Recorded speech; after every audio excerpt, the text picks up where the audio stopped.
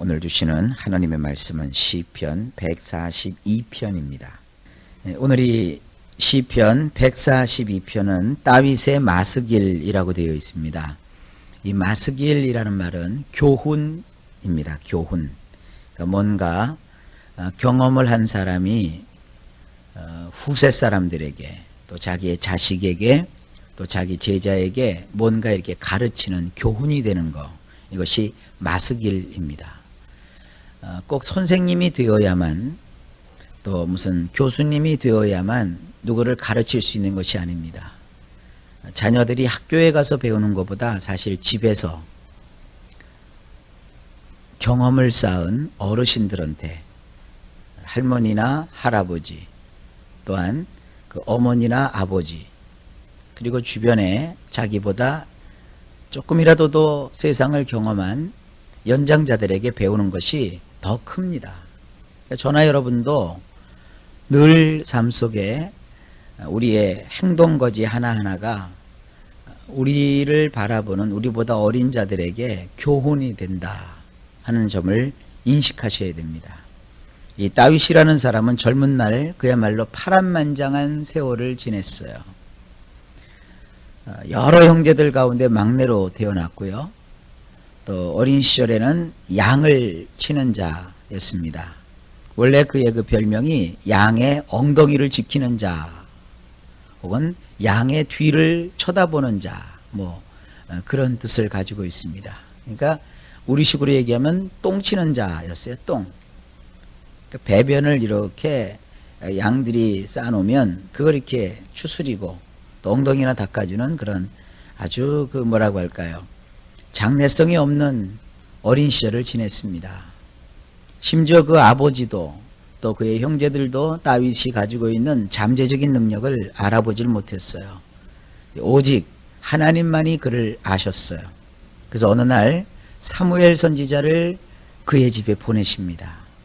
그래서 그 다윗을 지목하시고 다윗이 장차 이스라엘이라고 하는 하나님이 택하신 그 나라의 왕이 될 것을 하나님이 예고하여 주십니다.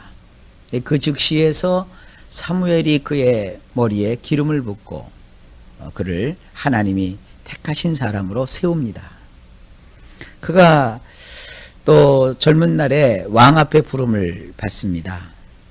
왕이 그 당시에 정신질환을 앓고 있었습니다. 그런데 이 다윗은 요즘으로 말하면 악기를 잘 다루는 그런 청년이었습니다. 악기 가운데서도 그 뮤직 테라피라고 해서요, 그 음악 치료법이 있습니다. 그래서 그 왕인 사울이 이 정신이 혼미해지거나 또 이렇게 광기가 나면 다윗이 거기에 들어가서 악기를 연주해요. 그래서 그의 마음을 진정시켜주는 그런 일도 했고요. 또 결정적으로는 블레셋의 용사였던 골리앗을 단번에 그 다윗이 물리치게 되죠. 그래서 일약 스타가 돼요. 그런데 그것도 잠시뿐입니다. 이 광기가 있었던, 정신질환이 있었던 왕에 의해서 이 다윗이 큰 어려움에 빠지게 돼요. 범죄자가 되고요. 실제로 죄를 져서 범죄자가 아니라 모함을 받는 거죠. 왕이 그를 지목하여 그를 잡아서 죽이려고 했습니다. 결국 다윗이 도망자 신세가 돼요. 우리가 어떤 원수나 대적이 있을 때 그 원수와 맞서서 싸우는 것도 한 방법이 있지만 어떤 때는 도망하는 그것이 더 유익할 때가 있어요. 우리 인생을 살다 보면 참 그런 일이 있습니다. 절대 우리가 비겁자가 되어서는 안 되겠지만 그러나 때로 우리가 도망하는, 그래서 피난을 가는 그런 일이 있을 수도 있는 것입니다. 도피한다 그러죠.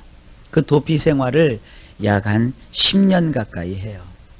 그러는 가운데 하나님께서 많은 일들을 겪게 하십니다.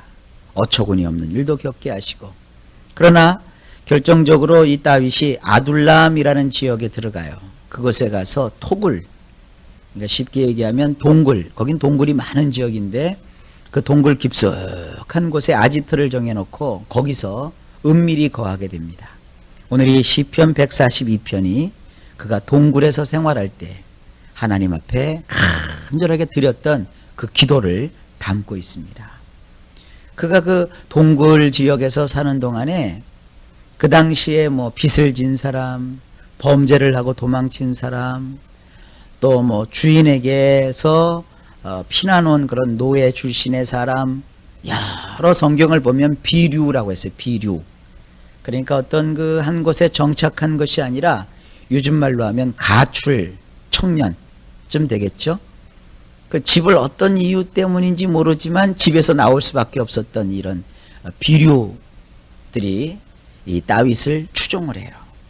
한 400여 명 정도 되는 그런 그 비류들이 다윗 밑에 들어와서 다윗의 부하가 돼요.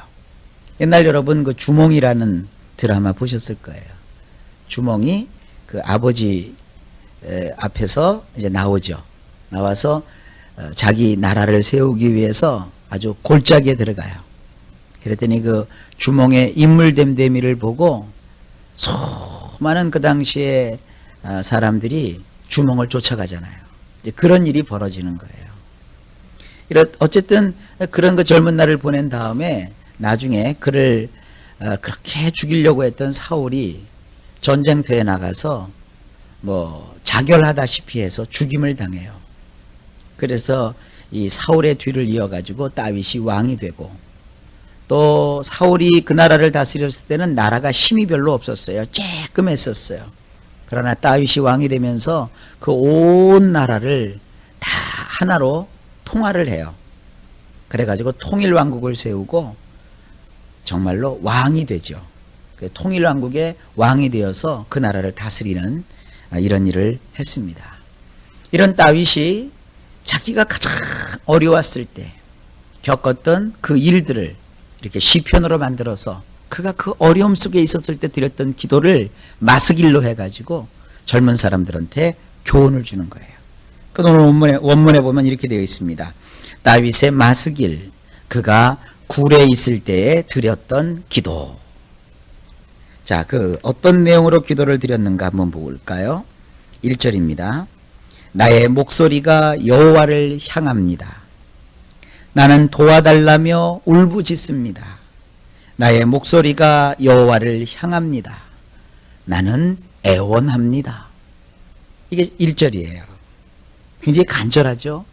내가 지금 뭔가 말을 하는데 사람을 향해서 도와달라고 하거나 사람을 쫓아가면서 나를 좀 살펴달라고 한 것이 아니라 나의 목소리가 여호와를 향하여 있다는 거예요.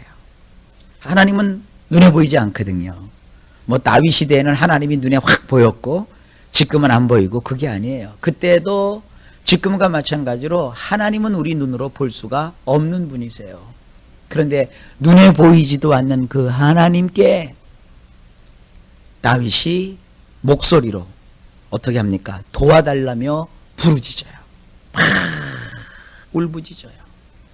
여러분 인생을 살다가 억울한 일이 생기고 어처구니 없는 일이 생기고 내 힘으로 할 수 없을 때 여러분은 어떻게 하십니까? 세상을 원망하십니까? 사람을 탓하십니까? 내가 팔자를 잘못 태어나서 전생이 있다면 전생에 내가 무슨 죄를 졌길래, 여러분 그렇게 하십니까? 근데 다윗은 그렇게 하지 않았어요. 하나님을 향하여 도와달라고 울부짖었어요. 울부짖는 게 뭐예요? 하나님 앞에 매달려 간청하는 거예요. 눈물로서 호소하는 거예요. 하나님, 나를 좀 살려주세요. 나를 좀 도와주세요. 그래서 그의 목소리가 여호와를 향하고 있습니다. 하나님께 간절하게 애원을 해요. 애원이 뭐예요? 막 매달려서 하나님 앞에 뭐 자존심이고 뭐고 필요 없어요. 하나님을 꽉 놓치지 않고 붙잡고서 제발 나 좀 도와달라고 그렇게 다윗이 호소했다는 거예요. 2절에 내가 속에 품고 있는 생각을 그분 앞에 쏟아놓습니다. 나의 걱정거리를 그분 앞에서 말씀드립니다. 아, 이게 기도였어요. 자기 속에 품고 있는 생각을 하나님 앞에 다 쏟아놓았어요. 그리고 자기가 가지고 있는 그 걱정거리를 하나님 앞에서 다 말씀드렸어요. 이게 기도예요. 3절. 나의 영혼이 내 안에서 기력이 다 빠졌지만 당신께서는 나의 길을 알고 계십니다. 내가 가고 있는 이 길에 그들이 나를 노리고 올가미를 숨겨놓았습니다. 자, 지금 하나님 앞에서 기도하느라고 또 이 어처구니 없는 일을 당하여 좌절되고 실망되어서 그의 영혼이 기력이 다 빠졌어요. 축 처진 거죠. 왜 여러분도 그러잖아요. 어처구니 없는 일을 당하면 힘부터 빠지잖아요. 그런데도 하나님께서는 나의 길을 잘 알고 계세요. 내가 가고 있는 이 길에 다른 사람들이 나를 노리고 올가미를 숨겨놨어요. 나를 잡으려고요. 4절. 나의 오른쪽을 살피소서. 그리고 보시옵소서. 나를 알아주는 자는 하나도 없습니다. 도망하여 내가 숨을 곳도 아예 없습니다. 나의 내패시를 돌보아 주는 자도 전혀 없습니다. 뭐 소도 언덕이 있어야 비빈다 그랬나요? 다윗은 지금 비빌 언덕도 없어요. 다윗을 알아주는 자도 하나도 없고요. 이제 더 이상 어디 가서 숨을 곳도 없고요. 그렇다고 자기를 불쌍히 여겨서 자기에게 뭐 이것저것 챙겨주는 사람도 하나도 없다는 거예요. 여러분 이 지경이 되면 어떻게 하시겠어요? 보통 사람 같으면 자살한다고 난리법석일 거예요. 근데 5절에 어떻게 하고 있습니까? 나는 당신을 향하여만 울부짖을 뿐입니다. 이거밖에 없는 거예요. 하나님을 향하여 울부짖을 수밖에 없다는 거예요. 여호와시여 나는 말합니다. 당신만이 나의 피난처이시며 사람들이 사는 땅에서 나의 몫입니다. 이 참 얼마나 간절합니까? 하나님을 향하여 울부짖을 수밖에 없는 이 처지. 그러나 다윗은 그것을 최대한 활용했어요. 하나님께 울부짖었어요. 그러면서 말을 해요. 하나님만이 나의 피난처십니다.